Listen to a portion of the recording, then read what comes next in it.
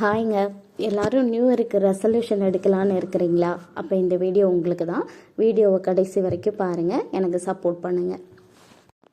வாங்க பார்க்கலாம். இப்போ என்ன அப்படின்னா, ஃபஸ்ட்டு ஒன்று என்ன அப்படின்னா, நம்ம நேரமாக எழுந்திருக்கிறதுக்கு பழகிக்கலாம். இப்போ நிறையா பேர் நேரமாக எழுந்திரிச்சு பழகிடுறீங்க. ஒரு சிலவங்க எழுந்திரிக்க முடியாதவங்களுக்காக ஒரு சின்ன டிப்ஸ் சொல்கிறேன். நம்ம தினமும் ரெகுலராக 8 மணிக்கு தான் எழுந்திரிச்சிட்ருக்குறோம் அப்படின்னு வச்சுக்கோங்களேன். நீங்கள் எடுத்த உடனே ஃபஸ்ட்டு ரெசல்யூஷன் எடுக்கிறீங்க. எடுத்த உடனே 4 மணிக்கு எழுந்திரிக்க போகிறேன் அப்படிங்கிற ரெசல்யூஷன் எடுக்கக்கூடாது. நமக்கு ஈஸியாக இருக்கணும், நமக்கு கொஞ்சம் பேடனாகவும் இல்லாமல் இருக்கணும். அந்த மாதிரி ஒரு ரெசல்யூஷன் எடுத்தீங்க அப்படின்னா உங்களுக்கும் ஈஸியாக இருக்கும், உங்கள் மைண்டுக்கும் அது பழகிக்கிறதுக்கு ரொம்பவே ஈஸியாக இருக்கும்.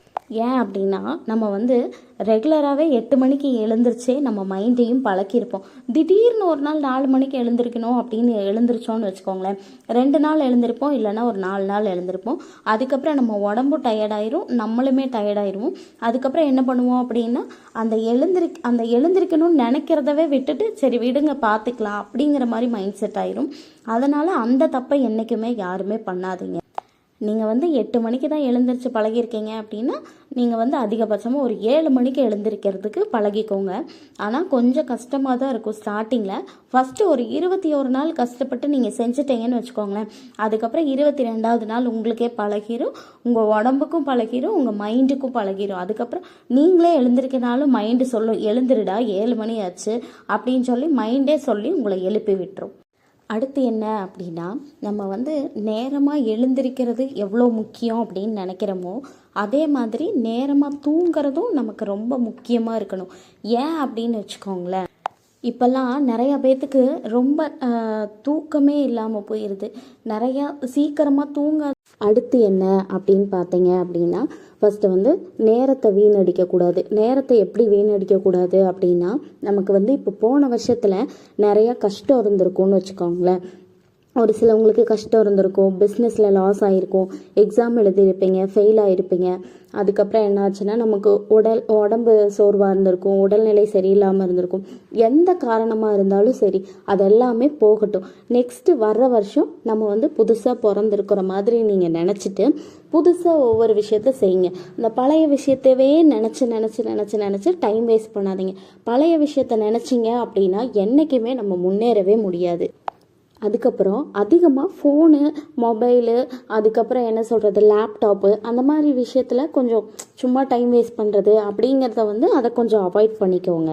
உங்களுக்கு பிடிச்ச விஷயத்தில் ஃபஸ்ட்டு ஃபோக்கஸ் பண்ணுங்கள். காலையில் எழுந்திரிச்சோடனே ஒரு வாக்கிங் போகலாம், இல்லைனா ஒரு எக்ஸசைஸ் செய்யலாம், இல்லைனா ஒரு யோகா பண்ணலாம், இல்லைனா ஈவினிங் டைம் பண்ணலாம், இல்லைனா புக் படிக்கலாம், இல்லை அப்படிங்கிற பட்சத்துக்கு வெளியே போய் விளையாடலாம். இப்போல்லாம் யாருமே அதிகமாக வெளியே போய் விளையாடுறதே கிடையாது. எல்லாருமே வீட்டுக்குள்ளேயே இருக்கிறோம், மொபைல் பார்க்குறோம், லேப்டாப் பார்க்குறோம், வேலை செய்கிறோம். வீட்டுக்குள்ளேயே இருந்து இப்போ ஒர்க் ஃப்ரம் ஹோம் வந்ததுக்கப்புறம் ரொம்ப ஈஸியாக போச்சு. நிறையா பேர் அந்த வேலையவே வீட்டுக்குள்ளேயே உட்காந்தே செஞ்சிட்ருக்கோம். நம்மளுடைய ஒர்க்கு முடிஞ்சதுக்கப்புறம் நம்ம கொஞ்சம் நேரம் வெளியே போயிட்டு வரலாம், வாக்கிங் போகலாம், இல்லை பக்கத்தில் பார்க் ஏதாவது இருந்ததுன்னா அங்கே போகலாம், ஜாகிங் போகலாம், எக்ஸசைஸ் செய்யலாம், 4 பேரை பார்க்கலாம், இல்லை கடைக்கு போயிட்டு வரலாம். ஆனால் நடந்து தான் போகணும். கடை பக்கமாக இருந்தாலுமே சில பேர் பைக்கில் போயிட்டு நேரமாக வந்துடும். அந்த வேலையை பண்ணாதீங்க. நம்ம நடந்து போகும்போது தான் 4 பேர்த்த பார்க்க முடியும், பக்கத்தில் யார் போகிறா வர்றான்னு 4 பேர் நமக்கு தெரிஞ்சவங்க கிட்ட பேச முடியும். அது ஒரு சின்ன அனுபவமாக நமக்கு மாறும். அதுக்கப்புறம் நெக்ஸ்ட்டு என்ன பார்க்கலாம் அப்படின்னா, நம்ம ஒரு இலக்கை செட் பண்ணிக்கணும். நம்ம ஒரு கோல் அப்படின்னு நம்ம ஃபஸ்ட்டு ஒரு கோல் செட் பண்ணுறோம் அப்படின்னு வச்சுக்கோங்களேன். அது நமக்கு ரொம்ப ஈஸியாக இருக்கணும், நமக்கு பிடிச்ச விஷயமா இருக்கணும். ஃபஸ்ட்டு ஒரு டைமுக்கு 10 டைம் யோசித்து பார்க்கணும், இது நமக்கு பிடிக்குமா பிடிக்காதா, இதை நம்மளால் செய்ய முடியுமா, செய்ய முடியும் அப்படின்னா எப்படி செய்யலாம், அந்த மாதிரியெல்லாம் நீங்கள் ஃபஸ்ட்டு யோசித்து பார்த்துட்டு ஒரு பெருசாக ஒரு கோல் செட் பண்ணிக்கோங்க. அதுக்கப்புறம் அதுக்குண்டான வேலைகள் எல்லாம் செய்ய ஆரம்பிக்கலாம். நம்ம கோல் பெருசாக இருக்கணும். நம்ம செய்கிற விஷயம் ஃபஸ்ட்டு சின்னதுலேருந்து ஸ்டார்ட் பண்ணணும். ஏன் அப்படின்னு, நம்ம இப்போ ஒரு ஸ்டெப் ஏறணும்னு நினைக்கிறோம்னு வச்சுக்கோங்களேன். ஒரு 10 ஸ்டெப்ஸ் இருக்குது, அதை ஏறணும்னு நினைக்கிறோம். எடுத்த உடனே நம்ம 0 ஸ்டெப்லேருந்து 5வது ஸ்டெப்புக்கு நம்ம கால் வச்சோன்னு வச்சுக்கோங்களேன். நம்மளால் மேலேயும் போக முடியாது, கீழேயும் இறங்க முடியாது, நடுவுலே நின்று ஸ்டக் ஆயிரும். அந்த மாதிரி நம்ம என்றைக்குமே பண்ணக்கூடாது. ஃபஸ்ட்டு 0 ஸ்டெப் ஏறுறோம் அப்படின்னா அதுக்கு மேலே இருக்கிறது ஃபஸ்ட்டு, செகண்டு, தேர்டு, ஃபோர்த்து அந்த மாதிரி படிப்படியாக நம்ம ஏறும்போது தான் நம்ம சீக்கிரமாக நம்மளோட கோலை அச்சீவ் பண்ண முடியும். அது நமக்கு ஈஸியாகவும் இருக்கும். அதுக்கப்புறம் நம்ம என்ன பண்ணணும் அப்படின்னா, நம்ம ஒரு கோல் செட் பண்ணிட்டோம் அப்படின்னா அந்த கோலை தினமும் எழுதி பார்க்கலாம். நைட்டு தூங்குறதுக்கு முன்னாடியோ இல்லை காலையில் எழுந்திரிச்ச உடனேயோ நம்ம நம்மளோட கோல் இது, நம்ம இதுக்காக ப்ராக்டிஸ் பண்ணிகிட்ருக்கோம், இதுக்காக ஒவ்வொரு ஸ்டெப்பாக நம்ம மேக் பண்ணிகிட்ருக்கணும், நம்ம கண்டிப்பாக ஒரு நாள் நம்ம கோலை அச்சீவ் பண்ணுவோம் அப்படிங்கிறத என்றைக்குமே நீங்கள் எழுதி வச்சுக்கிட்டீங்க அப்படின்னா அது உங்களுக்கு ஈஸியாக இருக்கும். உங்கள் மைண்ட்லேயும் பதிஞ்சிரும்.